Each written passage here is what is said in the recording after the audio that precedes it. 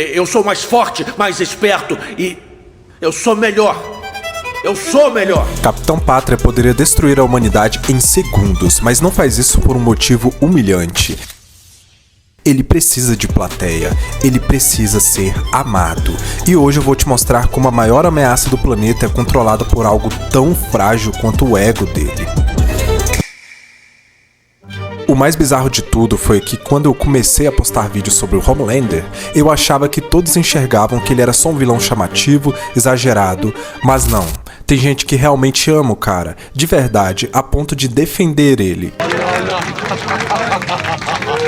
E isso me fez parar e pensar, que tipo de público é esse? Só que aí caiu a minha ficha, esse público é o meu público, porque eu também sempre defendi esse estilo de personagem, esse arquétipo do anti-herói que faz a coisa certa por meios nada convencionais. A diferença é que, no caso do Homelander, ele não é um anti-herói. Ele é um vilão completo, mas mesmo assim esse fascínio ainda existe, e isso diz muito sobre a gente. Não sei o que, mas diz algo. Deixa aí nos comentários. Eu sou a prova de balas por fora, mas aqui eu sou tão humano quanto vocês.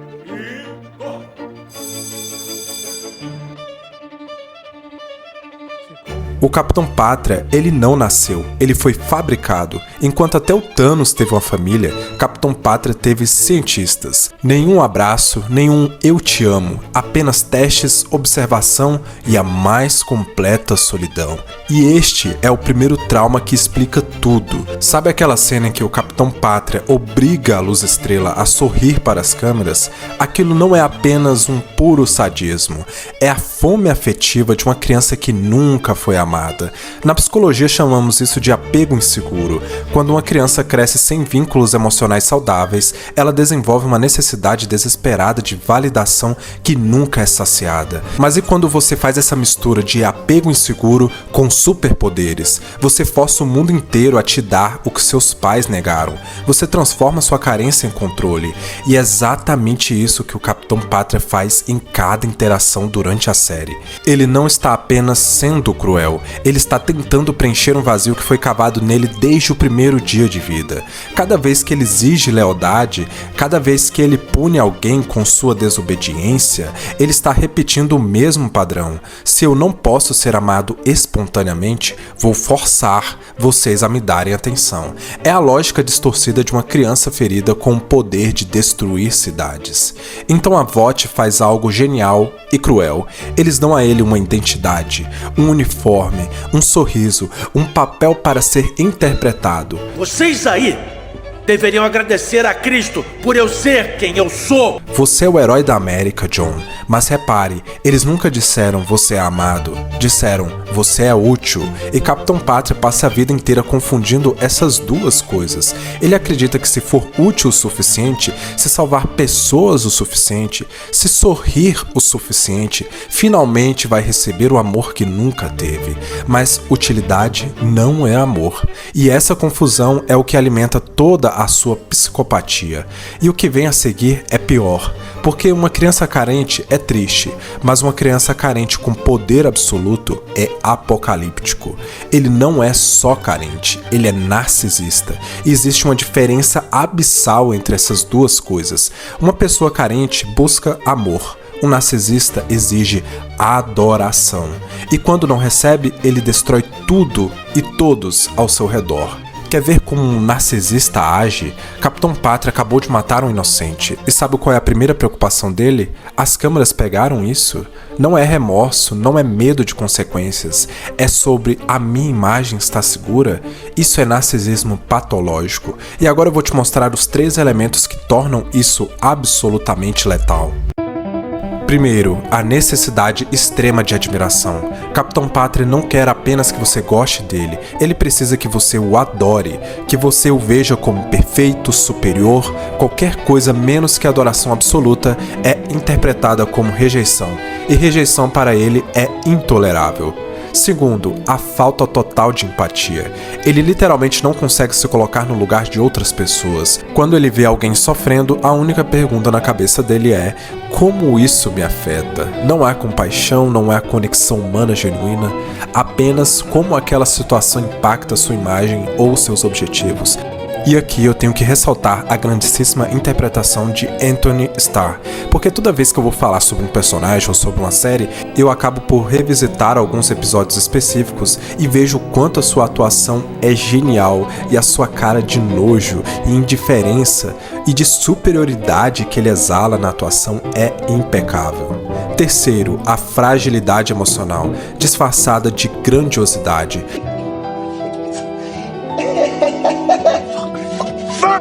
Por fora, ele é o ser mais confiante do planeta, mas por dentro é uma criança aterrorizada que morre de medo de ser abandonada. Lá no fundo tem um pedacinho de você que ainda é humano. Não. E essa fragilidade é o que torna ele tão perigoso, porque ele vai fazer qualquer coisa para proteger o ego frágil dele.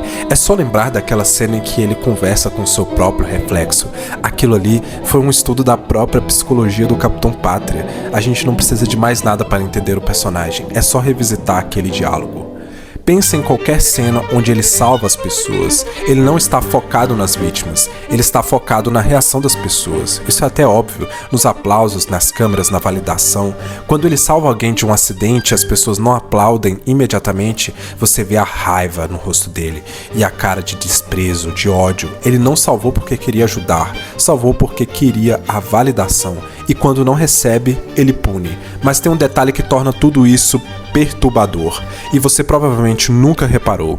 Estou interrompendo seu vídeo aqui rapidamente para te dizer que vai ter muito mais análises psicológicas aqui no canal e que eu vejo todos os comentários que vocês escrevem, então deixe a sua sugestão para os próximos vídeos. Narcisismo mais poder absoluto é igual a complexo de Deus. Quando o Capitão Pátria diz que pode fazer tudo o que ele quer, ele não está sendo arrogante, ele está sendo literal.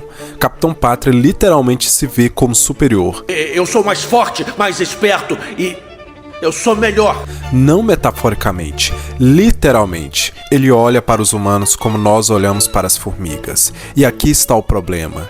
Ele não vê problema nisso. Na cabeça dele, essa hierarquia é natural. Ele é superior. Então, ele merece estar acima. Merece ser adorado, merece fazer o que quiser.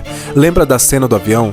Ele poderia ter salvado a todos. Ele até usou uma lógica do porquê não poderia, mas ele poderia sim. E não salvou. Não porque não conseguia, mas porque não se importava o suficiente. Aquelas pessoas eram irrelevantes. Salvar elas não traria benefício para sua imagem. Então por que se esforçar? Isso é psicopatia real. É a ausência total de empatia. A incapacidade de ver outros seres humanos como humanos. Mas espera um pouco, se o Capitão Pátria é tão poderoso, se ele realmente se vê como um deus, por que ele não destrói o mundo agora mesmo? Por que ele não mata todo mundo e acabou? Ou se torna um imperador máximo do mundo? Porque ele precisa de uma plateia. Um deus sem adoradores não é um deus, é só um monstro sozinho. E é isso que ele mais teme, não a morte, não a dor, mas a irrelevância. Ele poderia vaporizar a humanidade inteira em segundos, mas então quem ia aplaudir? Quem ia amá-lo? Quem ia validar sua existência? Essa é a prisão dele. Ele é o ser mais poderoso do planeta, mas é escravo da opinião pública. E é por isso que ele não pode simplesmente ser o vilão. Ele precisa que você acredite que ele é o herói, porque sem essa crença, ele volta a ser aquele menino sozinho no laboratório. E esse terror infantil é o que mantém o mundo inteiro vivo. O ser mais poderoso da Terra é controlado pela coisa mais frágil, a opinião de pessoas que ele poderia destruir com um olhar. Ele não é livre, ele é prisioneiro da própria necessidade de validação. E quanto mais poder ele tem, mais desesperada fica essa necessidade. Cada aplauso é uma droga temporária altamente viciante. Quando essa droga passa, ele precisa de mais e mais e mais. Até que um dia, talvez, a necessidade seja tão grande que nem uma plateia inteira seja o suficiente. E aí? Aí vemos o verdadeiro apocalipse, meus amigos. E isso nos leva ao ponto mais assustador de todos. Sabe por que Capitão Pátria assusta mais do que Thanos, do que Darth Vader, do que qualquer outro vilão que você tenha pensado em sua mente? Porque ele é real.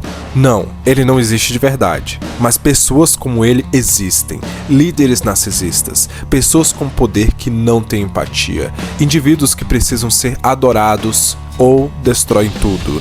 A história está cheia de Capitão Pátrias por aí.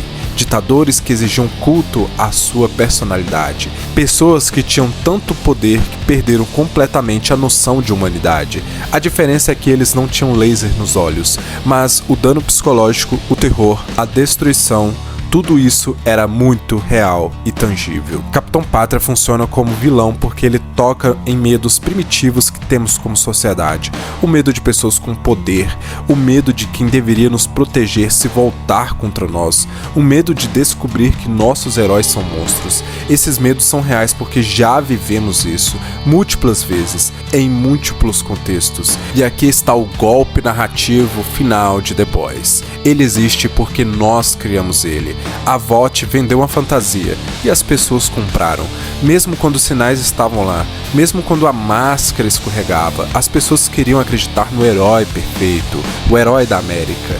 Queriam acreditar que alguém invencível também seria moralmente perfeito. E isso é uma crítica direta à nossa cultura de celebridades, a forma como colocamos pessoas em pedestais e depois fingimos surpresa quando elas caem, a forma como ignoramos sinais vermelhos porque a narrativa que queremos acreditar é mais confortável que a verdade. Capitão Pátria é um espelho, e o que ele reflete é a nossa podridão.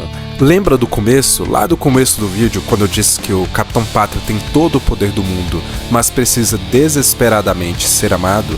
Agora você entende o inferno que isso cria. Ele é invencível, mas emocionalmente destruído. Ele é um deus, mas age como uma criança. Ele pode fazer qualquer coisa, exceto a única coisa que realmente quer: ser genuinamente amado. Essa é a tragédia do Capitão Pátria.